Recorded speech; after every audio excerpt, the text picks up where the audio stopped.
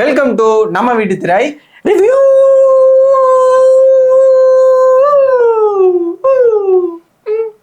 நரி கூட விட்டுச்சு சக்சஸ்.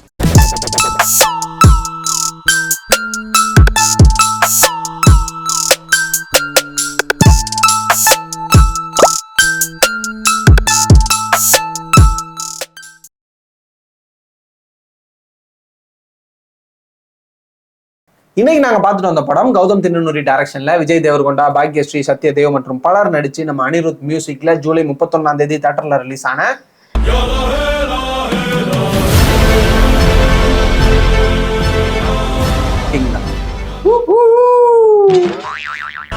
I think இந்த மண்ணிலேயே ஏதோ பிரச்சனை இருக்கு.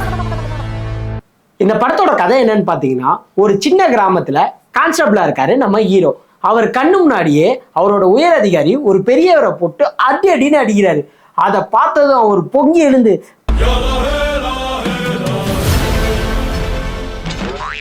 அவரோட உயர் அதிகாரியை போட்டு அச்சிடறாரு. அதை பார்த்து அவரோட இன்னொரு உயர் அதிகாரி, நீ பெரிய தைரியசாலியா இருப்ப போலியன்ட்டு அவரை ஸ்பை ஏஜென்ட்டா ஸ்ரீலங்காக்கு அனுப்பி வைக்கிறாரு.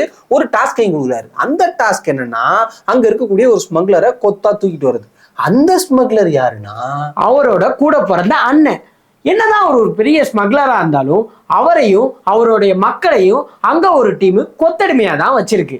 இப்போ ஸ்பை ஏஜென்ட்டா போகக்கூடிய நம்ம ஹீரோ அங்க போய் எல்லா பிரச்சனையும் சமாளிச்சு அவரோட பாச மலரை கரை ஏத்துனாரா இல்லையா, அதுதான் அந்த படத்தோட மிதி கதை. கேஜிஎஃபோட பெரிய ஹிட்டுக்கு அப்புறம் எல்லா லாங்குவேஜ்லயும் அதே மாதிரியே படங்கள் நிறைய வந்துகிட்டே இருக்கு. ஏன் ரீசெண்டா கூட தெலுங்குல ஒண்ணு வந்துச்சு.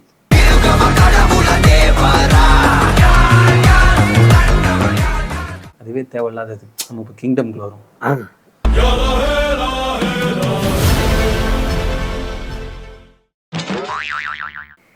நீங்க தானே கிங்டம் வர சொன்னீங்க, அதான் வந்தேன். ஒரு வேர்ல்டு ஒன்று கிரியேட் பண்ணி அதுக்குள்ள மக்கள் வாழ்ற மாதிரியும் அவங்களை வந்து ஒரு குரூப் அடிமையா வச்சிருக்கிற மாதிரி அப்போ வெளியே இருந்து வரக்கூடிய நம்மளோட ஹீரோ அவங்களே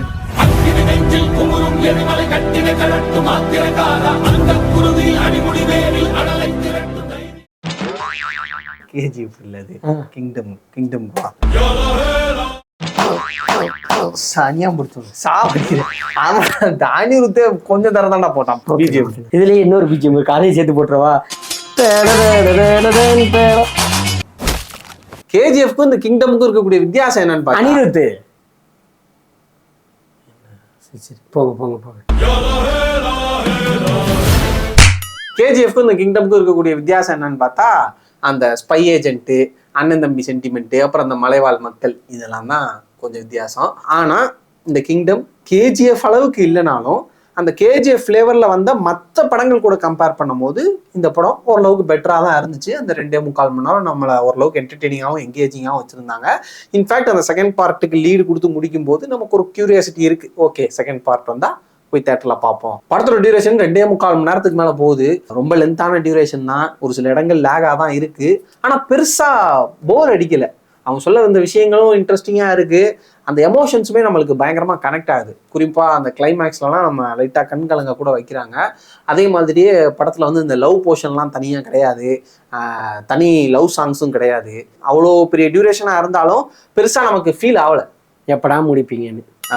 டெக்னிக்கலாகவும் இந்த படம் பயங்கர ஸ்ட்ராங். விஷுவல்ஸ்லாம் ரொம்ப சூப்பராக இருந்துச்சு. அந்த ஹார்பரை காமிச்ச விதமாக இருக்கட்டும், சில ஷாட்ஸ்லாம் ரொம்ப சூப்பராக இருக்கும். அதுவும் விஜய் தேவர்கொண்டாவை காமிச்ச ஒரு ஷாட்டுமே அவ்வளோ சூப்பராக இருந்துச்சு. செம்ம மாஸாக இருந்துச்சு. நல்ல கிராண்ட் வேல்யூவாக இருந்துச்சு.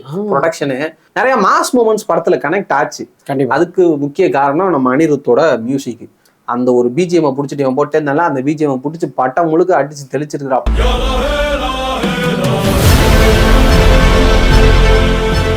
அது மட்டும் இல்ல, நிறைய பேக்ரவுண்ட் ஸ்கோர் சூப்பரா இருந்துச்சு. ஸ்டன்ஸ் ரொம்ப நல்லா இருந்துச்சு. எனக்கு ஒரே ஒரு டிசப்பாயிண்டா இருந்தது, அவ்வளவு வயலன்ஸான வில்லனோட அந்த ரிவெஞ்ச் இருக்கும்போது அதுக்கு பழி வாங்குறதான ஹீரோவோட ரிவெஞ்சு கொஞ்சம் ரொம்ப சர்ட்டிலா இருந்துச்சு. இன்னும் பவர்ஃபுல்லா இருந்திருக்கலாமே அப்படின்னு தோணுச்சு. ஆக்டிங் வைஸ் பார்த்தோம்னா விஜய் தேவர்கொண்டா பிரிஸ்டாப்ல ரொம்ப சூப்பரான ஆக்டிங். அவர் பாக்குறதுக்கு அப்படியே இந்த ரெஃபரன்ஸா நம்ம சத்யா கமல் தான் எடுத்திருப்பாங்க. பயங்கரமா இருந்தாரு. ஒரு ஃப்ரேமுமே நறுக்குன்னு இருந்துச்சு. அவருக்கு ஃப்ரேம் வைக்கிறது மட்டும் தேடி வச்சிருப்பாங்க போல. சத்யதேவோட பெர்ஃபார்மன்ஸ் ரொம்ப சூப்பரா இருந்துச்சு. ரொம்ப நேரமா சட்டிலாவே நடிச்சிட்டு இருப்பாப்ல. செகண்ட் ஹாஃப்ல ஒரு ஃபைட் சீன்லாம் புரிச்சு விட்டு இருந்தாரு. எல்லாரோட ஆக்டிங்குமே ரொம்ப சூப்பரா இருந்துச்சு. எதுவுமே நம்மளுக்கு ரொம்ப ஆர்டிபிஷியலா இருக்கு அப்படின்ற ஒரு ஃபீலே இல்லை. மொத்தத்துல இந்த கிங்டம் நெட்ஃபிளிக்ஸ் வாங்கின ஒரு பெட்டரான தேவாரா. தேவாரம் தேவையில்லாதது. சரி, அப்ப தேவையா ஒண்ணு சொல்லவா? ம்